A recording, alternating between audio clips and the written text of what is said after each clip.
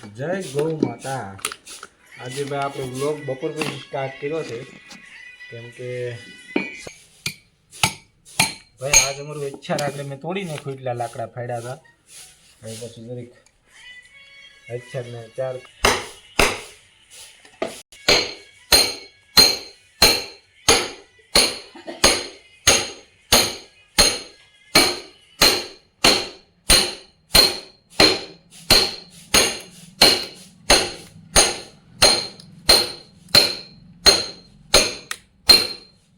લાકડા ફાડવાનું કામ ભાઈ લાકડા ફાડવા હેલા નથી। સિટી વાળાને ન ખબર હોય, ગામડાના જે માણસો એને પૂછ્યો કે લાકડું ફાડવું કેવું હારે છે। આ લાગે ભલે હળેલું, બાકી છે આ બાવળનું પાકલ લાકડું। એટલે તમને એમ થાય લાકડું ફાડવું નાની વાત છે, તો એ નાની વાત નથી। કારણ ગામડે આવીને ટ્રાય કર્યો કે લાકડું કેમ ફાટે। એક જ ઓલામાં આખું લાકડું ફાડવાનું છે। અહીંયા બેઠા બેઠા આખું લાકડું આગળ ફાડી નાખવાનું છે। ભાળો યાર,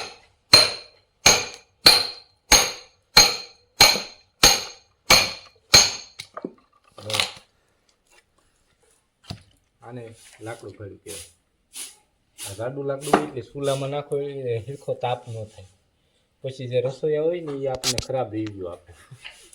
એટલે ભાઈ આ કામ આપણું કહેવાય કે કામ પૂરું કરવું પડે, નકર તો પછી સાંભળવું પડે। એટલે ખાવા દઈએ કે સાનું સાંભળ્યા વગરનું ખાવું હોય ને લાકડા ફાડી દેવા પડે। ચૂલાનું ખાવું હોય તો, ગેસનું ખાવું હોય તો એ તો તરત રાંધી દઈ।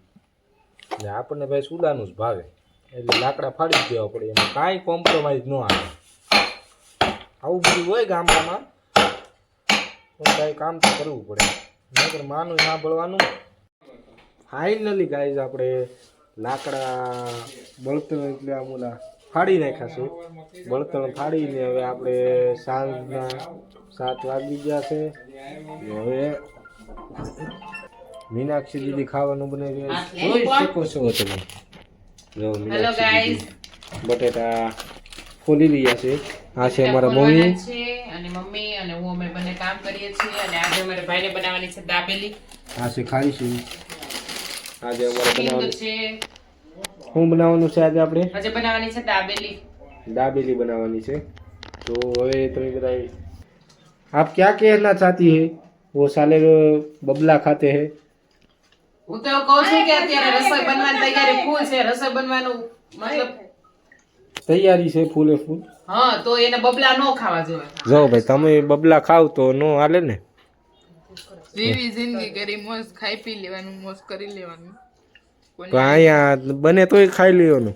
ખાઈ લે લે તો આવું તમારે કહેવાય નહીં ને બનાવવું એમ। ઈ ખાવું છું, ઓલું ખાવું છું, મારે જ બધું હાલે। આપણે દેશી માણા રોટલા, શાક, પાવભાજી, બર્ગર, પીઝા, ચાઇનીઝ બાઇનીઝ બધું મોય સુંદર છે। મસાલો પ્રકાશભાઈ મસાલો બને છે। 5 દાણા સાખી લઈ બે, 5 દાણા સાખી લઈ, 5 દાણા સાખી લઈ છે। આ છે કાંદા, એ સફેદ છે, અમારા ઘરના જ છે। ઘરના કાંદા છે, સફેદ વાઈટ, લાલ નથી અમારી પાસે અત્યારે, લાલ અવેલેબલ નથી।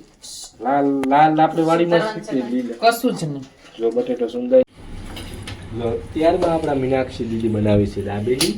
જોઈ શકો છો દાબેલીમાં કંઈક આવી રીતના આવે બટેટા, અને સરકારી શાક કહેવાય। બટેટા બધી વસ્તુમાં હોય, બટેટા અને રીંગણા એ બંને શાક જે સરકારી ઈ જ્યાં હોય તમને ત્યાં જો બધે ટોટલ જગ્યાએ મળે। પ્રકાશભાઈ ની ઢીંગુ આવી ગઈ છે। ઢીંગલી છે હો મારી ઢીંગલી।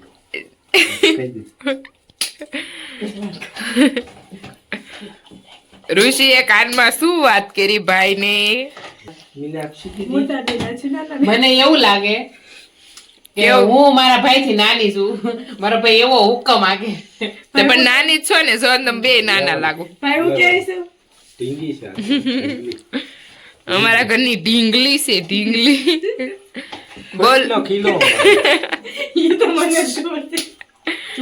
મારા પપ્પાની લાડકી દીકરી। હા, ઈ બરોબર છે, ઈ 100% ની વાત। મારા પપ્પાની ફેવરિટ અને લાડકી દીકરી આ મારી રુચિતા ઢીંગલી, અને હું પ્યાર સે ઢીંગી કહું છું। અને આ તો ઢીંગો, આ તો મારો મોઢો હું છે મોઢો। તો ફાઇનલી ગાઈસ અમે હંધાય બારોડા થઈ ગયા હતા ભેગા થઈ हमारी ગયા मस्ती खोर हो गई है તો स्टार्ट એટલે આ મસ્તી કરી દીધી છે શરૂ કેમ કે સારે ભેગા થઈ કંઈક નવું થાય ગમે કંઈક ભાંગે તૂટે કંઈક સારું થાય ને કંઈક નવું થાય કંઈક થાય જો અમારા સારે रगड़ा हो जाता है खुशुक खुशुक हो जाता है ખેલ કરી ખેલ કર્યા વગર ન મૂકી જો મીનાક્ષી દીદી એ વડીલ છે વડીલ આપડા વડીલ વડીલ બનાવવા મીના છે દાબેલી કેમ કે અમારા પ્રકાશભાઈ ફાસ્ટ ફૂડમાં બીજી કઈ નથી ખાતા વધારે એક દાબેલી ખાય છે એટલે તો આજે આપણે દાબેલીનો પ્રોગ્રામ રાખી દીધો છે અને એક પ્રકાશભાઈ દાબેલી જ ભાવે છે. તો આજે મસ્ત મજાની દાબેલી કરી દેશું રેડી. કેવી જ ભાવે પ્રકાશભાઈ તમને? આવી કંઈક વસ્તુ લાવ્યા છે જો કોથમરી નાખવા મીના છે કંઈક અલગ બનાવી છે હવે જેવું થાય છે એવું હાસું મસ્ત 4 જણા બનાવે એટલે આમાં ભાઈ સ્વાદ બદલાય છે ને સારો આવે ને તું તો મસ્ત જ આવે. જો આ માણસો ની પેંડા જ ખાય ભાઈ કે રહેતે એક વગેરે તો પેલા તો ખાવ જ ને આખો દી ને એડી ખાવા તો જોવું. તું ખા તું તમ તાર ખા ખાવા તું ખા ખૂટી રહી જાય તું ખા કળોયા ખાય ડબલ થાય. હા, તું કળોય બે ભાઈ કળોયા કહેવાય આપડા ઋષિને. ભાઈ હાસુ બોલા છે, આખા દિવસ મને કેટલા પેટા ખાધા હાસામ હાસુ બોલ હે એક કોઈ પેનો નથી ખાતો બને જ નહીં આ વસ્તુ ગળે ઉતરે જ નહીં. નાખી જશે મમ્મી ભાઈ પેલો ખાધો નહીં આજ નહીં મેં ખાતા પેલો એક પેનો નથી ખાખવાલ કેમ નતા ભાઈવા? જો આજે પેંડા બનાવ્યા અને રેકોર્ડ તૂટી ગયો છે એમાં પ્રકાશભાઈ ટેસ્ટ નથી કર્યો એટલે એ નવીન વાત કહેવાય. અને બસ એવું ને એવું પ્રકાશભાઈ માટે હર બાર બહુ પેંડા બનાવતા ને તો કેવું કરતા કહું, આખો તાહડો બનાવી લે તો પ્રકાશભાઈ આખા દિવસમાં એક તાહડો પેંડા ખાઈ જાય અને એટલું ગળું ફેવરિટ છે. તો આ વખતે નથી ખાતા એટલે મને નવીન લાગ્યું કે કેમ નહીં ખાતા હોય. જય શ્રી કૃષ્ણ. અત્યારે થઈ ગયો છે સાંજનો સમય અને આજે અમારા ભાઈને ખાવી છે દાબેલી. એટલા માટે મસાલો મતલબ અમારું ગામ છે ત્યાં પૂરો નથી મળતો પણ જેટલો મેળો છે એટલામાં અમે હકારી લેશું. અને ભાઈ આજે હેલ્પ કરે છે કારણ કે આજે બેનું આખો દિવસ વાડી હતી તો વ્યસ્ત છે અને ભાઈ છે ફ્રી એટલે ભાઈ આજે અમને કરે છે હેલ્પ. આવી રીતે અત્યારે સાંજે બનાવવાની છે દાબેલી અને બનવા પણ મળી છે. અને ચાલો બધા જમવા.